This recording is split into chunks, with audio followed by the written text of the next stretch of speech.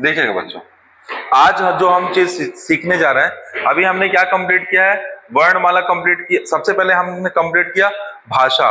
भाषा में बहुत सारी भाषा के संदर्भ में कि क्या होती है भाषा, क्या होती है उपभाषा, क्या होती है बोली, क्या होती है उपबोली, है ना। उसके बाद कौन सी राष्ट्रीय भाषा है, कितनी हमारे यहाँ मतलब सूचियों में कितनी भाषा शामिल किया गया है। फिर हमने उसके बाद सीखा वर्णमाला। वर्णमाला के अंदर हमने क्या सीखा, वर्ण, स्वर, व्यंजन और उनको। अब इन वर्णों से क्या बना है, शब्द। वर्णों से क्या बनता है, शब्द। तो समझिएगा, उसी उसी क्रम को आगे बढ़ाते हुए एक अगले चैप्टर की तरफ बढ़ते हैं, जो चैप्टर जनरली नहीं होता है बुक्स में, लेकिन उस चीज को समझते हैं। वो चैप्टर क्या है तो सुनिएगा। वो चैप्टर कुछ इस तरीके से कि साहित्य कोश एवं शब्दावली का क्रम।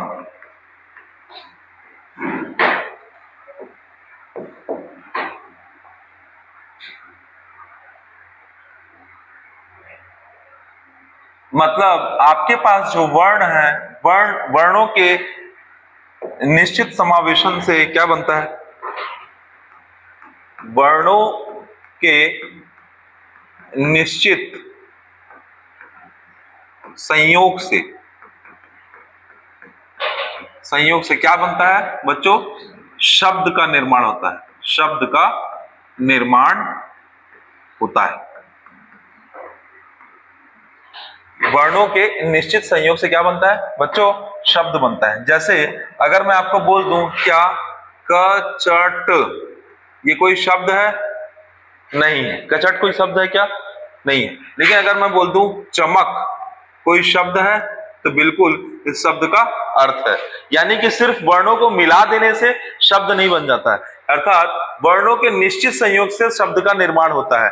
अर्थात अगर हम इस चीज को ऐसे लिखा जाए कि वर्णों के संयोग से सार्थक अर्थ वाले जो शब्द बनते हैं उन्हें क्या कहा जाता है, शब्द कहा जाता है। इसलिए वर्णों के निश्चित संयोग से किसका निर्माण होता है, शब्द का निर्माण होता है। अब बच्चों सवाल ये आया कि हिंदी साहित्य में शब्दावली, क्या बोले, हिंदी साहित्य में शब्दावली को कैसे पढ़ा जाए या कैसे पढ़ा जाए या लिखा जाए। ठीक है, कैसे पढ़ा जाए या कैसे लिखा जाए। अब इसको हम समझते हैं इंग्लिश से। इंग्लिश में क्या होता है बच्चों, जब हम इंग्लिश की डिक्शनरी देखते हैं, इंग्लिश की डिक्शनरी को देखने का तरीका क्या है कि हमने लिखा है, मान लो एक कोई डेफिनेशन लिखी है एरोप्लेन, ठीक है, और एक डेफिनेशन लिखी है एप्पल, ठीक है। अब आपको डिक्शनरी में कौन सा शब्द पहले आएगा, एप्पल पहले आएगा कि एरोप्लेन पहले आएगा, कैसे आपको पता? हाँ, तो हम यहाँ पे एक क्रम ये देखते हैं कि हमारा क्रम जो है वो पहले ए आएगा, ए के बाद यहाँ पी आ गया, पर अल्फाबेट में तो ई आता है। इसलिए डिक्शनरी को लिखने के समय में ए के साथ बाद हम क्या देखेंगे, ई देखेंगे। यानी अपना एक ऑर्डर होता है, ए ई, ए के साथ ई आया तो ई, यानी A B C D E F G ऐसे ऑर्डर रहता है। ठीक है, तो आपको ये किस में होता है, ये होता है बच्चों इंग्लिश की डिक्शनरी में। ठीक है, बट क्या हिंदी में ऐसा होता है? तो बिल्कुल हिंदी में भी ऐसा ही होता है। तो हिंदी की डिक्शनरी जो बनती है या हिंदी साहित्य की जो डिक्शनरी बनती है, यानी हिंदी शब्दावली भी कैसे बनती है, हिंदी शब्दावली भी वर्णों के निश्चित क्रम पर आधारित होती है। वर्णों के निश्चित क्रम पर आधारित होती है।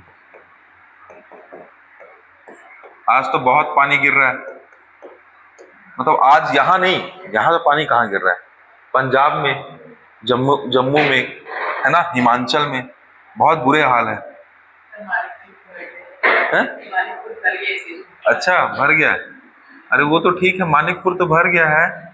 एक साहब माइक एंकर में खड़े होके किसी और चीज का रोना गाते हैं, उनको ये नहीं पता है कि हिमाचल में भी पानी गिर रहा है। अगर देश के प्रमुख व्यक्ति हैं तो बताओ क्या हाल होगा। मतलब तो पता है, लोगों के पशु बह गए, घर बह गया, बिल्डिंगें खत्म हो गई, पूरा आदमी तबाह हो जाता। सोचो आपके साथ ऐसा नहीं हो रहा है, यू आर सो ब्लेस्ड। जिसके साथ हुआ होगा उसको जीरो स्क्रैच, मतलब किसी के पास 10 करोड़ की प्रॉपर्टी होगी, पूरी साफ हो गई, कैसे करेगा स्क्रैच? वो 10 साल 15 साल 20 साल पीछे चला गया, उसका लाइफ खत्म हो गया। एक प्रकृति का एक त्रासदी आदमी को खत्म कर देता है। हिंदी शब्दावली भी वर्णों के निश्चित क्रम पर आधारित होती है बच्चों। तो अब हम ये समझेंगे कि वर्णों का हिंदी वर्णमाला में निश्चित क्रम कैसे होता है। तो देखिए बच्चों, सबसे पहले क्या आते हैं? तो सबसे पहले जब हम हिंदी वर्णमाला सीख रहे थे, तो हिंदी वर्णमाला में एक क्या होता है? एक कहलाता है स्वर। क्या कहलाता है? स्वर। और एक क्या कहलाता है? व्यंजन। तो ध्यान से सुनिएगा।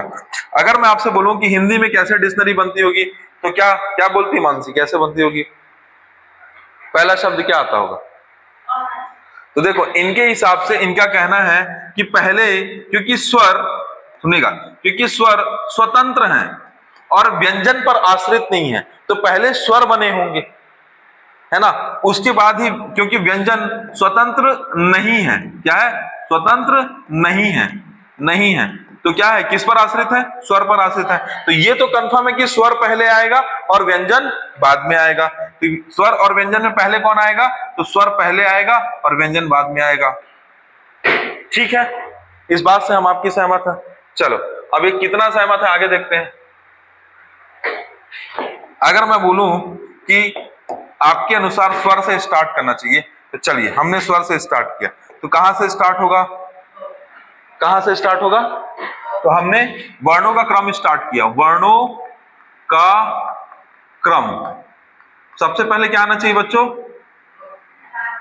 हाँ, क्या होना चाहिए? जैसे इनका कहना है कि अनार आना चाहिए। क्या आना चाहिए? अनार। पर ऐसा नहीं है, नहीं है, ऐसा नहीं है।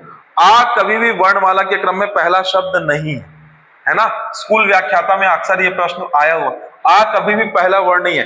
हिंदी की डिक्शनरी उठा के देखोगे, आ कभी पहला शब्द नहीं रहेगा। बच्चों याद रखना आपको कि अनुस्वार शब्द, अनुस्वार शब्द कौन कौन से होते हैं? अंगा और आहा। आपने सुना है अंगा और आहा।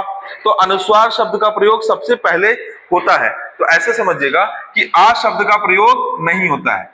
तो ऐसे वर्णों का क्रम, वर्णों का क्रम इस तरीके से बच्चों ध्यान दीजिएगा। वर्णों का क्रम कैसे रहेगा? सबसे पहले बच्चों एक शब्द लिख रहे हैं अंगा। क्या लिख रहे हैं? अंगा।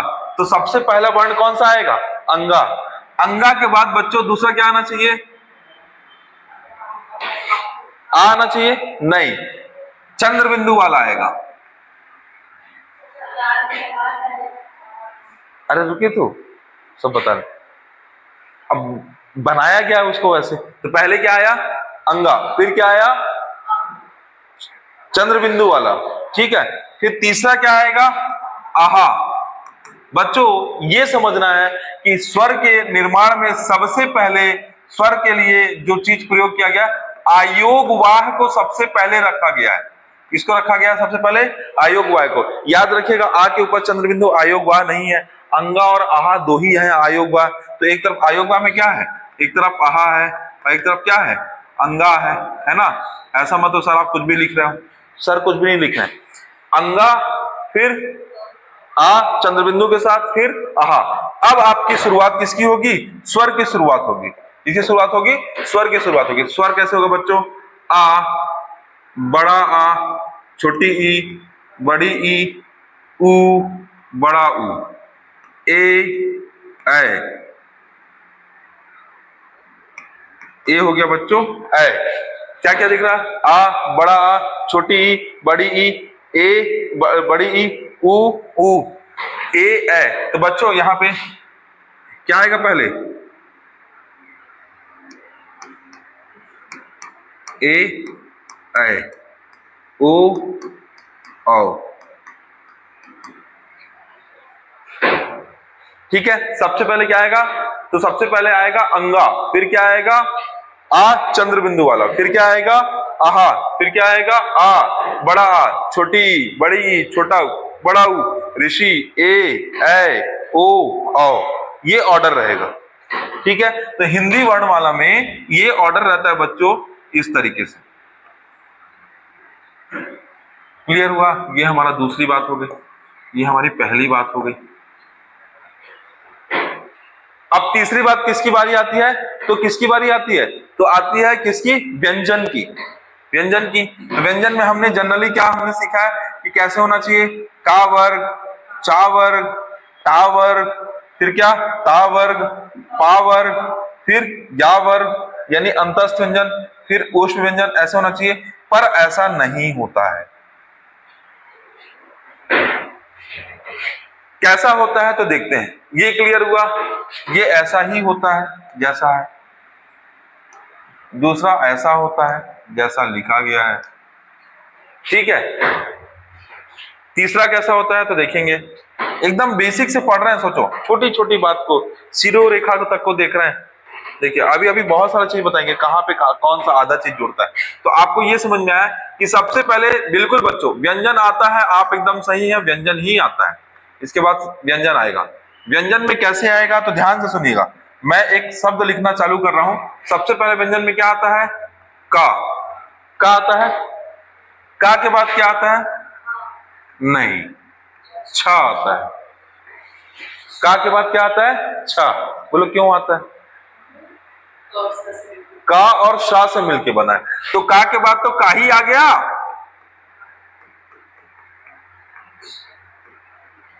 अबे शा को हटाओ, शा को गोली मारो। का के बाद ए ई, तो का के बाद क्या आ गया? छा। तो इसलिए क्या आएगा? छा कैसे बनता है? का और शा से बनता है। तो छा कैसे बनता है बच्चों? का और शा से बनता है ना? बस इतना अगर आपके पास बुद्धि है तो आप इसको सही कर ले जाएंगे। का के फिर क्या आएगा बच्चों? खा।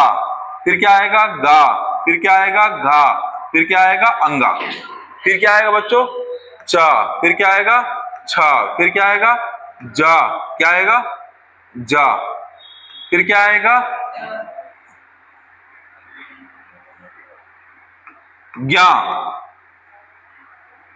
हाँ, अरे यार कैसे लिखते हैं? ज्ञा ऐसे लिखते हैं, ज्ञा। क्या आएगा? ज्ञा। बोलो क्यों? जा और इया से मिलके। तो जा और इया से मिलके बना है ये। जा और इया।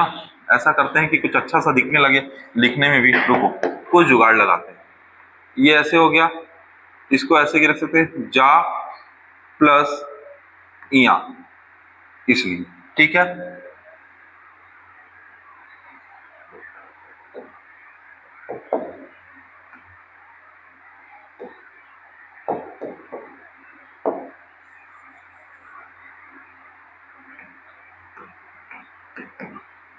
ज्ञा आया, समझ में आया? ज्ञा के बाद क्या आएगा बच्चों?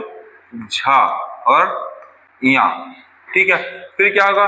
ता, था, फिर डा। अड़ा नहीं आ जाएगा, याद रखना। अड़ा नहीं आ जाएगा, याद रखना। डा, फिर अड़ा। ठीक है, क्लियर हुआ? यानी जो जो शब्द मिलते जा रहे उसको हम करेंगे ब्रैकेट में करेंगे। एक हमको क्या मिला? ये खतरनाक मिला। एक हमको क्या मिला? ये खतरनाक मिला। फिर देखोगे बच्चों, ता, था, दा, ता, था, दा, धा, ना, पा, फा, बा, भा, मा। यहां कहां गलती है बताओ? यहां एक जगह गलती गलती किया गया है जानबूझ के। कहां किया गया है? थोड़ा सा सोचो, पहले पढ़े रहोगे तो पद बन जाएगा। अरे संयुक्त व्यंजन कौन कौन से हैं? छ, फिर त्रा, ता और रा मिलके बनता है। तो यहाँ पे क्यों छा क्यों नहीं आना चाहिए? छा, है ना? तो बच्चों यहाँ पे अगर ता है तो यहाँ क्या आएगा? त्रा। त्रा कैसे बना है? ता प्लस रा। ता प्लस रा से मिलके क्या बना है? बना है। इसलिए ये क्या होगा? यहाँ पे क्या होगा? छ, ता, त्रा, था, दा, ध ना। क्लियर हुआ कि नहीं हुआ? ये क्लियर हुआ कि नहीं हुआ? तो 1 2 3, अभी और कौन सा बच गया? एक छ त्र ज्ञ और स्र। तो स्र कैसे बनेगा? आएगा, दिमाग लगाए रखना। प प ब भ म य र ल व श स्रा। शा के बाद क्या आएगा? स्रा। क्यों आएगा स्रा? क्योंकि ये बना कैसे? सा प्लस रा से। कैसे बना है? शा प्लस रा से स्रा बना है। इस तुरंत बाद आ गया, इसलिए फिर क्या होगा बच्चों? फिर होगा क्या? श ख सा हा। तो ये होगा क्रम, एक्चुअल क्रम।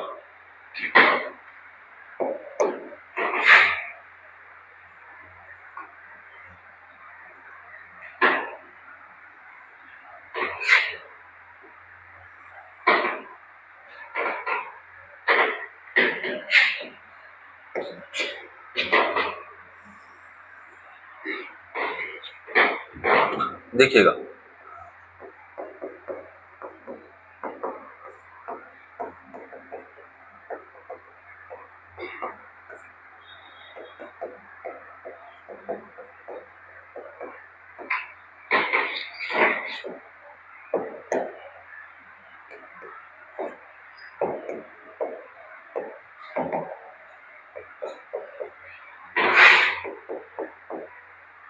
ठीक है। वर्णमाला में व्यंजनों का ये क्या है बच्चों? सही क्रम है। ये क्या है? सही क्रम है। ठीक है, क्लियर हुआ कि नहीं?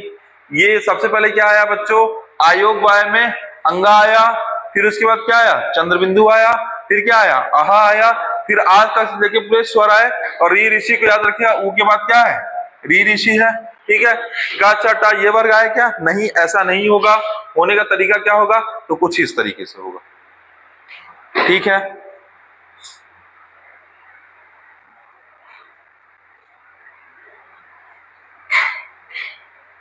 अब बोलोगे सर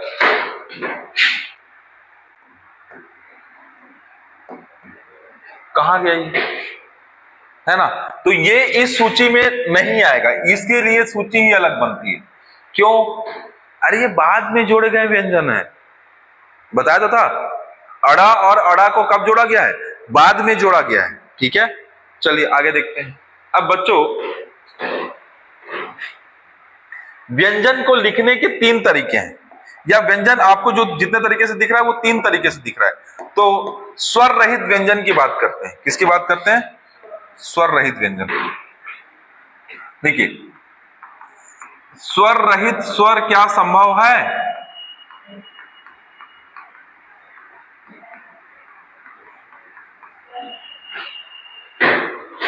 व्यंजन को लिखने के लिए स्वर की आवश्यकता होती है, पर स्वर को लिखने के लिए स्वर की आवश्यकता होती है। तो स्वर तो स्वतंत्र है, तो स्वर से कभी भी स्वर को नहीं हटाया जा सकता, लेकिन व्यंजन से स्वर को हटाया जा सकता है कि नहीं? क्या? अरे जैसे लिखा गया है प्यारा, तो पा लिखना था, पा कैसे आता? पा प्लस आ, मैंने आ को नहीं लिखा, आधा पा बन गया, है ना?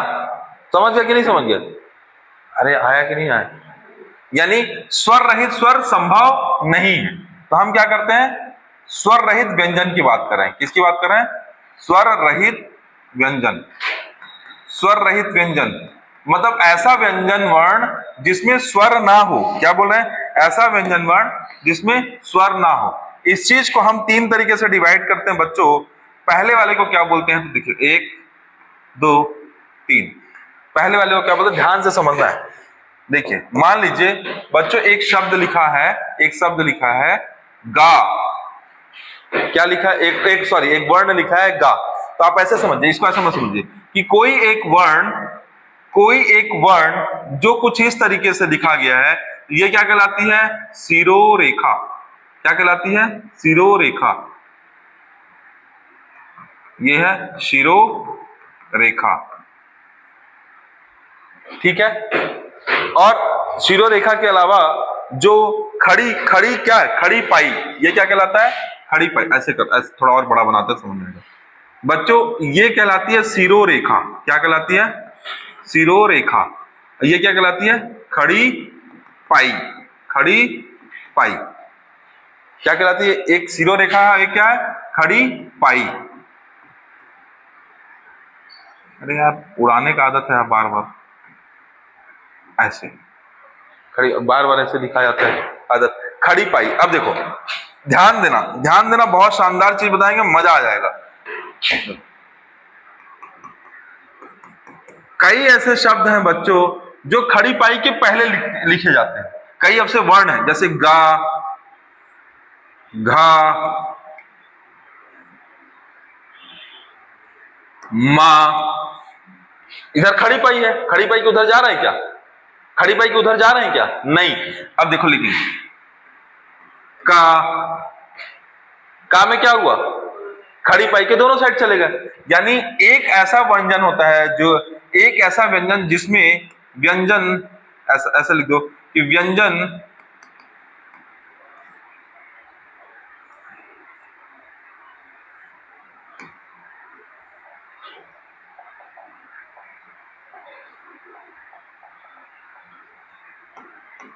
ऐसा व्यंजन जिसमें वर्ण खड़ी पाई के पूर्व हो।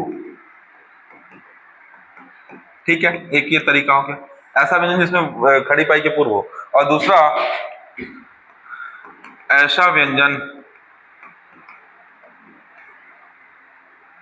जिसमें वर्ण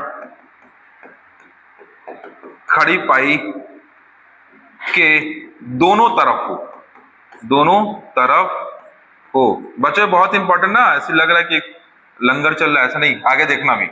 ये है गोल वर्ण। तीसरा कैसा है, गोल वर्ण।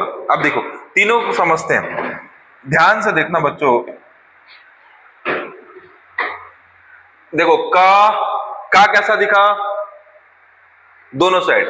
छा कैसा दिखा, एक साइड। तो एक वर्ण, दो वर्ण, तीन वर्ण, चार वर्ण, अंगा हटाओ, अंगा तो अलग हो, चार वर्ण।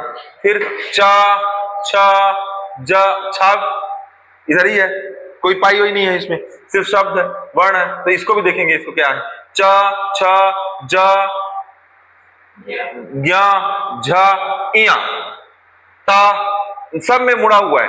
इसमें कहीं सिर्फ अड़ा आ रहा है, इसमें कौन सा आ रहा है, अड़ा आ रहा है। इस तरीके से ता, था, द, धा, ना दिखा। फिर पा, फा, बा, भा, मा दिखा। या, रा, ला, वा, शा। एक बार शब्दों को एक बार वर्णों को कैलकुलेट कीजिए, कितने वर्ण आपको ऐसे दिख रहे हैं, हैं? हाँ, फा में आएंगे ना, वर्ण आएंगे, फा में आएंगे। ऐसे ऐसे वर्ण कैलकुलेट कीजिए पहले एक बार, कितने वर्ण आपको दिख रहे हैं।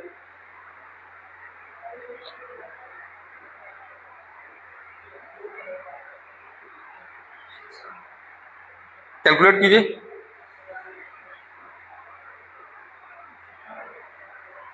कितने वर्ण दिख रहे हैं, 22 दिखेंगे।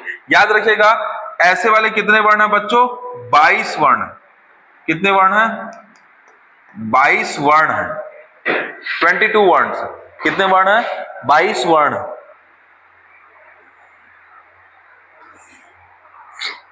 कैसे, तो देखिएगा, अब यहां पे बनाते हैं ना। पहले लाइन में कितने दिखे, तो का है क्या, नहीं। छा है क्या, हाँ। खा है क्या, हाँ। गा है क्या, हाँ। घा है क्या, हाँ। तो 1 2 3 4, तो क्या मैं यहां 4 लिख सकता हूं, 4 वर्ण दिखे। कितने वर्ण दिखे, 4 वर्ण दिखे। फिर चा, छा, जा, ज्ञा, झा, इया, कितने वर्ण दिखे, 5। 5 दिखे कि नहीं दिखे, है ना। और टा वर्ग में क्या दिख रहा है, 1। ठीक है, अब देखो ता है, त्रा है, तो 1 2 3 4 5 6, कितने दिखे टोटल, 6 दिखे, टोटल कितने दिखे 6। इसमें द नहीं है, इसमें क्या है द नहीं है, बाकी है। तो इसमें टोटल कितने दिखे 5 वर्ण दिखे। कितने वर्ण दिखे 5। इसमें ये वाला नहीं है, इसको हम अलग कैटेगरी करेंगे। पा, फिर क्या दिखा बा, फिर क्या दिखा भा मा। 1 2 3 4, फिर इसमें कितने हुए 4, कितने हो गए 19 हुए। अब देखो 19 कहां हो जाएंगे, हाँ 19 हुए, ठीक है चलो देखते हैं कुछ गड़बड़ तो नहीं है। अच्छा ये हो गया। अब ये बचा ना, फिर 20 21 22 23 24 25 26, 26 वर्ण आ रहे हैं, पर 22 वर्ण होते हैं हैं? हाँ या होगा, ला भी नहीं हो यार ना। देखो ये कितना हुआ 19 हुआ, 20 21 22 और 23 और 24, जिसमें हमारे पास कितने, अच्छा ये भी है, एक सेकंड ना, ये कितने हुए 19, ये कितना हुआ 20, ये कितना हुआ 21, ये कितना हुआ 22, ये कितना हुआ 23, ये कितना हुआ 24, ये कितना हुआ 25। टोटल कितने वर्ण दिख रहे हैं 25। कितने दिख रहे हैं 25। 25 में संयुक्त व्यंजन कितने हैं? नहीं नहीं ला, हाँ ला भी है। देखो 4 9 10 15 और 19, इतना हुआ 19।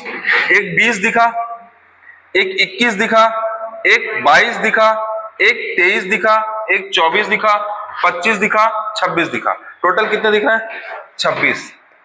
अब 26 में आप ये देखो कितने संयुक्त व्यंजन है 4। वही बता रहा हूं कितने संयुक्त व्यंजन है 4।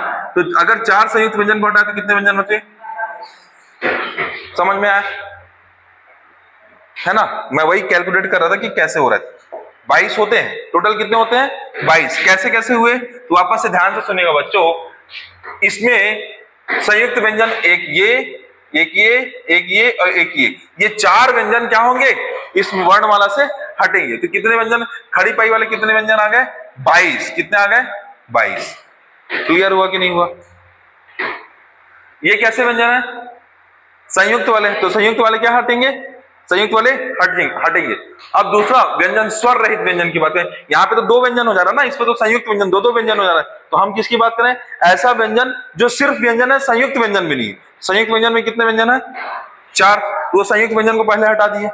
ठीक है, तो हमारे पास टोटल अगर देखा जाए तो इसमें से अब इस 26 में टोटल कितने व्यंजन हो रहे हैं, तो टोटल 26 व्यंजन हो रहे हैं। 26 व्यंजन में किसको हटा दिए, तो संयुक्त व्यंजन शामिल नहीं होंगे। और क्यों शामिल नहीं होंगे,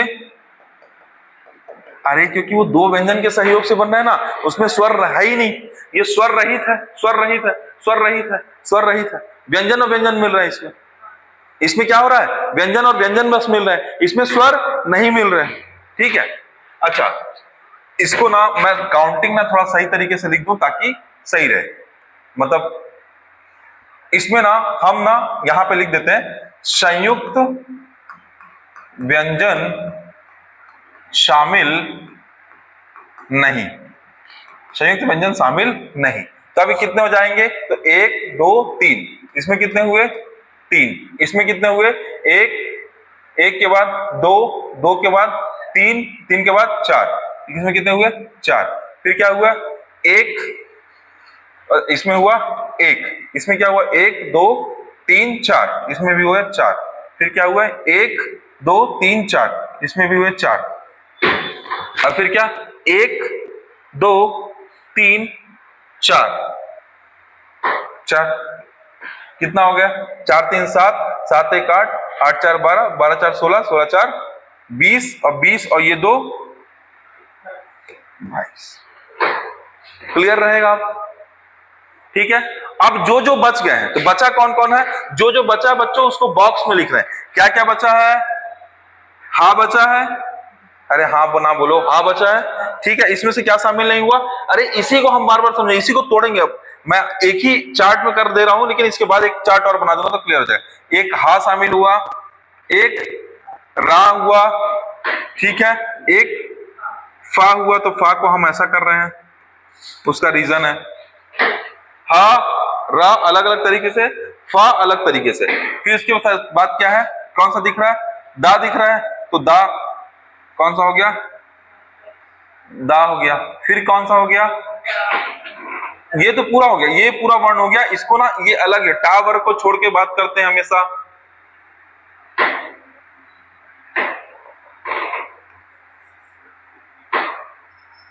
इसको अलग रखेंगे, ठीक है। इसको मैं बनाऊंगा, एक चार्ट बना दूंगा।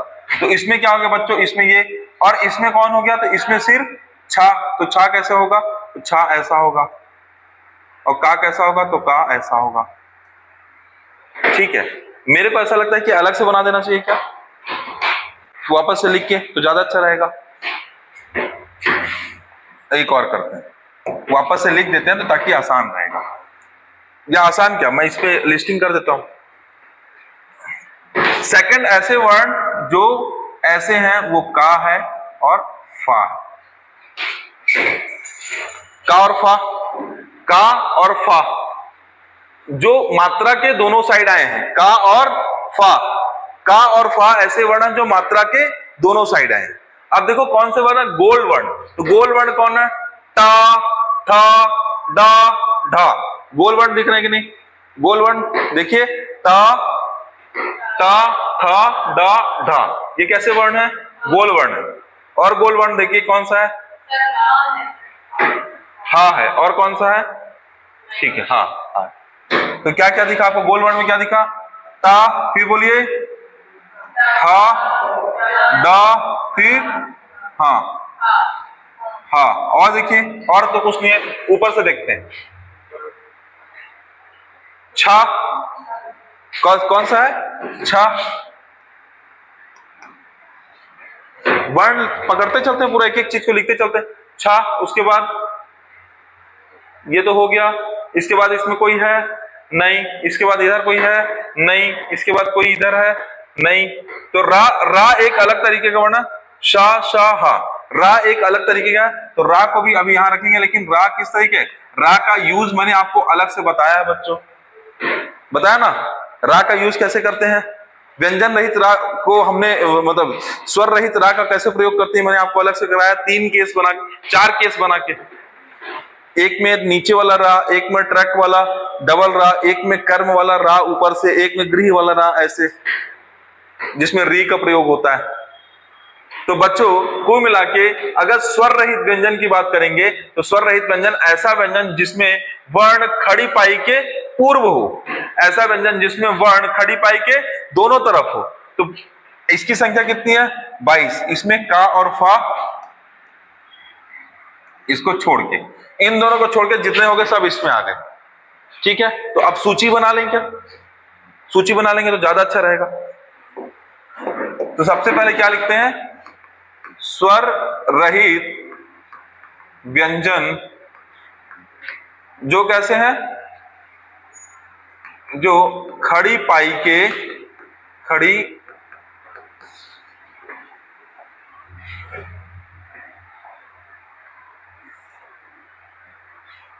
जो खड़ी पाई के पूर्व हो, सबसे अच्छा, कंफ्यूजन ही ना हो।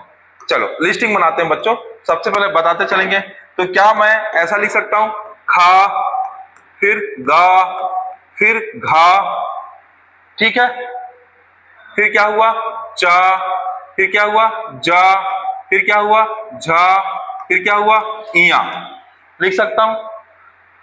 फिर क्या होगा, अणा, ठीक है। फिर क्या होगा, ता, था, दा, धा, धा होगा ना, पा, फा नहीं आएगा, बा, भा, मा, क्लियर हुआ।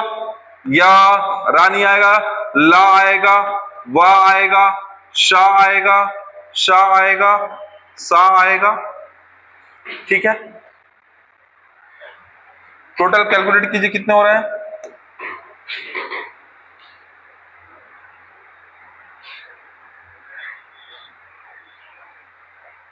टोटल आप देखेंगे, कैलकुलेट करेंगे, टोटल कितनी संख्या हो रही है, 22। हम किसी भी चीज को रटने से पहले उसको समझेंगे, कितने वर्ण हो रहे हैं, 22, ठीक है। ज्यादा अच्छा है कि आप अलग से कर लो, वहीं पे एक साथ हो जा रहा था तो गड़बड़ हो रहा था बार बार। अब क्या हो गए, अब खड़ी पाई के बाद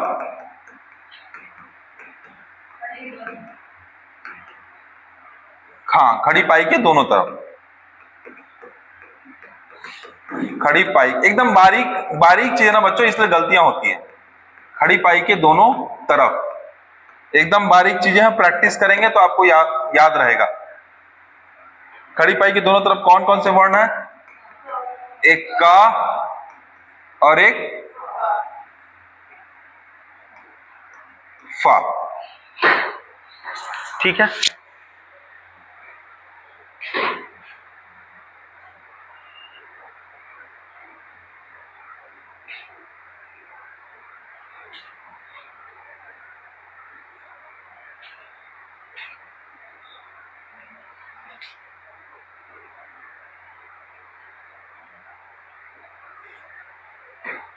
अच्छा बच्चों इसमें एक चीज छूटा हुआ है, बोलो क्या? अरे अंगा छूटा है ना,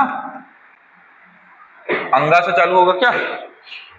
चलो अब यहां लिखेंगे तो यहां जब हम करने जाते हैं तब वो कवर हो जाएगा जो भी है। तीसरा क्या है बच्चों? तीसरा ये है कि जो गोल वर्ण है, कैसे वर्ण है? गोल वर्ण है।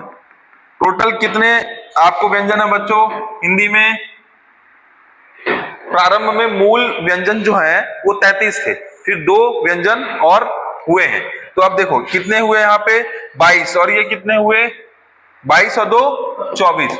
अब गोल वर्ण की बात करेंगे बच्चों कि हम यहां से देखेंगे क्या क्या छूटा हुआ है। तो अंगा हमारा छूटा हुआ है, अंगा के बाद छा छूटा हुआ है, छा के बाद क्या टूटा है? तो टा, ठा, दा, धा छूटा हुआ है, फिर बच्चों दा छूटा हुआ है, फिर बच्चों पा, फा, ब, भ, मा बिल्कुल नहीं, रा छूटा हुआ है ना, रा, ला, वा, शा, खा, शा, हा छूटा हुआ है। यानी कि आपको कितने वर्ण दिख रहे हैं? 1 2 3 4 5 6 7 8 9 और ये कितने 22 और 9 31 और 2 33। टोटल कितने व्यंजन होते हैं? 33। ये कैसे वर्ण है? गोल वर्ण।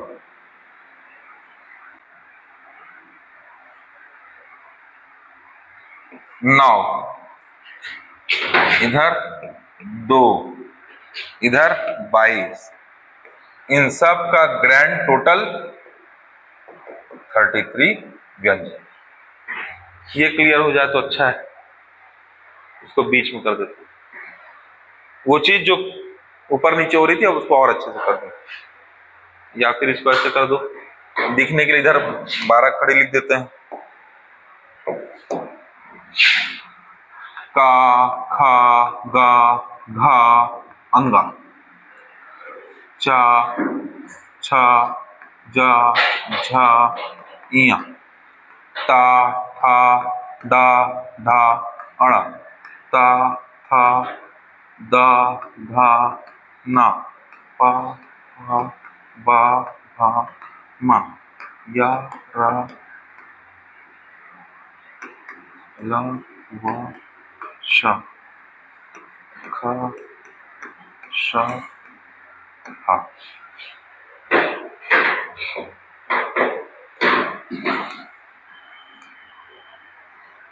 क्लियर हुआ है आपको बच्चों?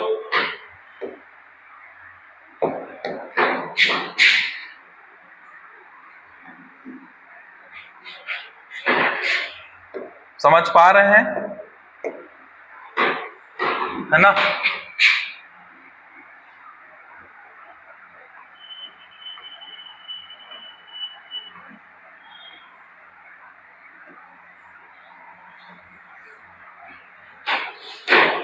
अब समझ में आ गया होगा। ठीक है, कैसे? जो येलो येलो वाला है वो सब क्या है? गोल वर्ण। बाकी वाले क्या है? खड़ी पाई के दोनों तरफ। बाकी क्या है? खड़ी पाई के पूर्व। ठीक है, तो स्वर रहित व्यंजन हो गया क्लियर।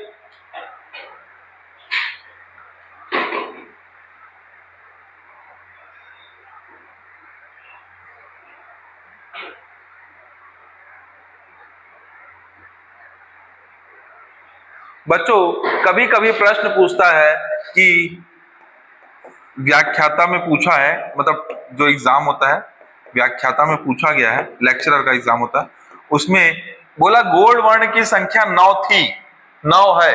आंसर बच्चों अगर 8 दिया है तो आंसर 8 लेना है, क्योंकि रा शामिल नहीं होता है इसमें, और आंसर क्या होगा 8। शामिल कर देते हैं इसमें, लेकिन अगर 8 के साथ ऑप्शन दिया हुआ है तो आंसर क्या लेना है 8। रा शामिल नहीं होता है। क्यों शामिल नहीं होता है? तो बच्चों उसके पीछे का रीजन है।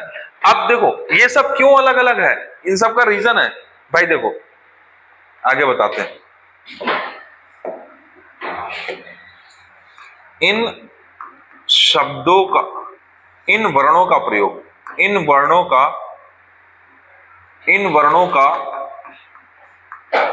शब्दों में, इन वर्णों का शब्दों में प्रयोग।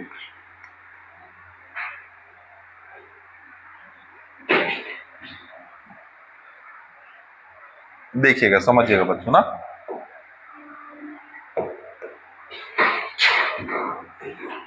अगर आपको एक वर्ण, अरे यार,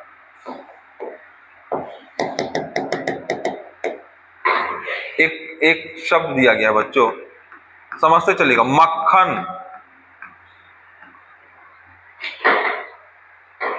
ठीक है, क्या लिखा है मक्खन।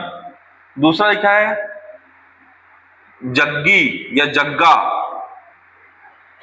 किसी का टाइटल होता है, ठीक है, ऐसी। एक लिखा गया है सुघ्घर। सुघ्घर शब्द का प्रयोग करते ना, किसके लिए प्रयोग करते हैं? सुंदर, सुघ्घर। आप देखते चलिए बस। क्या एक और प्रयोग है, जैसे कच्चा, एक और प्रयोग है, ये तो ज्यादा हो जाएगा, उसमें 2 बार आधा हो जाएगा। जैसे एक और शब्द है लज्जा,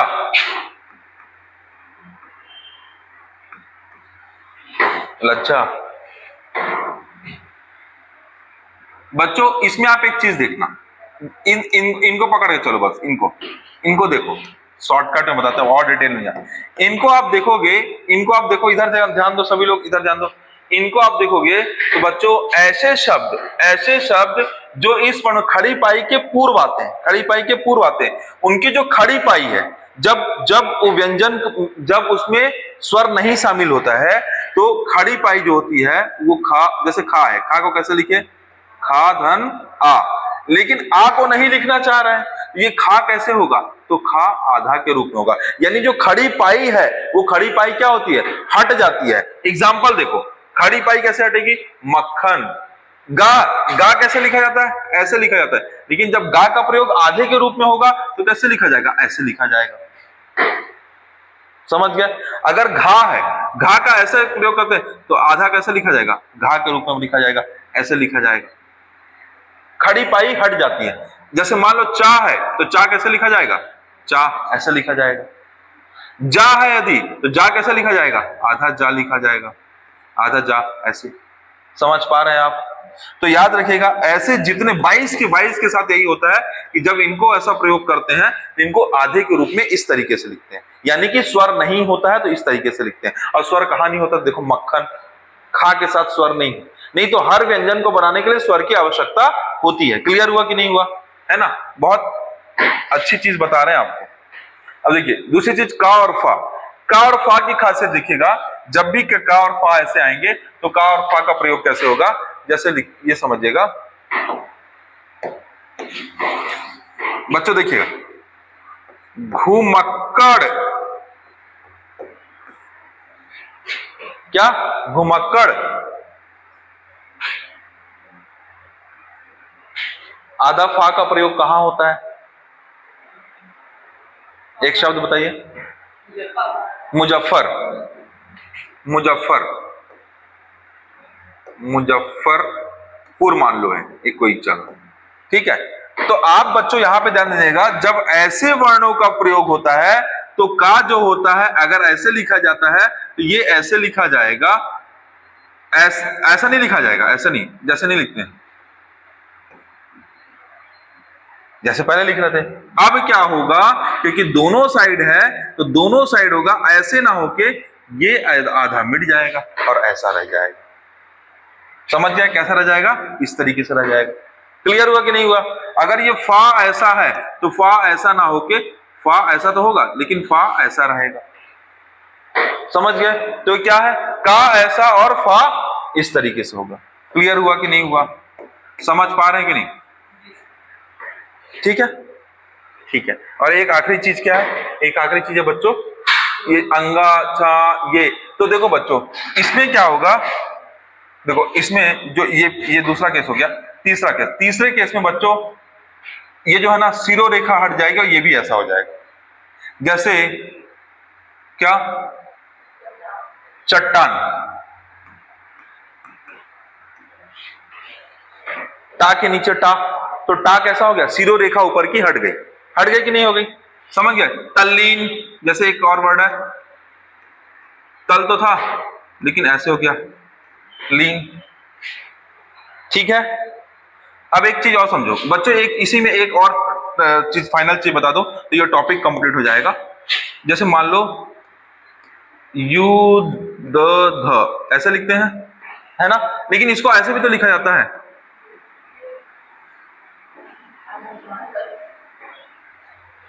याद रखना बच्चों, जो बड़ा होता है या जो कंप्लीट होता है वो नीचे आता है, और जो मतलब आधा होता है वो ऊपर जाता है। जो बड़ा होता है वो विनम्र होता है, विनम्र होकर नीचे से सपोर्ट करता है। तो आपको युद्ध ऐसा लिखता हुआ दिखाई पड़ेगा। समझ गए? आधा दा था तो आधा धा किसके साथ जुड़ गया, धा के साथ। तो इस तरीके से आप लिख रहे हो, हवा में नहीं हो रहा है। जो कंप्लीट है वो नीचे है, जो आधा है वो ऊपर है। इसमें क्या है, का है तो का आधा इस तरीके से, फा है तो फा आधा इस तरीके से, जा है तो इसमें पाई हट जाएगी। इसलिए बच्चों देखो यहां पे कहा गया ना कि पाई के पूर्व, पाई के दोनों तरफ गोल वर्ण, तो पाई के पूर्व होगा तो कोई पाई हट जाएगा, लेकिन पाई के दोनों तरफ हो गया तो पाई का आधा, पाई के बाद आधा अक्षर कटेगा। और इधर क्या होगा, इधर ऊपर की सिरो रेखा हट जाएगी, ऊपर में क्या हो जाएगी, सिरो रेखा हट जाएगी। समझ गए? जैसे उमंग, उमंग कैसे लिखेंगे, तो बच्चों आपने हमेशा ऐसे देख लिया होगा, उमंग ऐसे लिखते हैं, पर ऐसे उमंग लिखा जाता है। और इसको और सही करना है तो कैसे, उमंग, अब गा है ना तो कैसे, दो तरीका हो गया। समझ गए? समझ गया कि नहीं? अंगा छोटा हो गया और नीचे गा, क्योंकि गा पूरा है। मिलते हैं अगली क्लास में, ठीक है।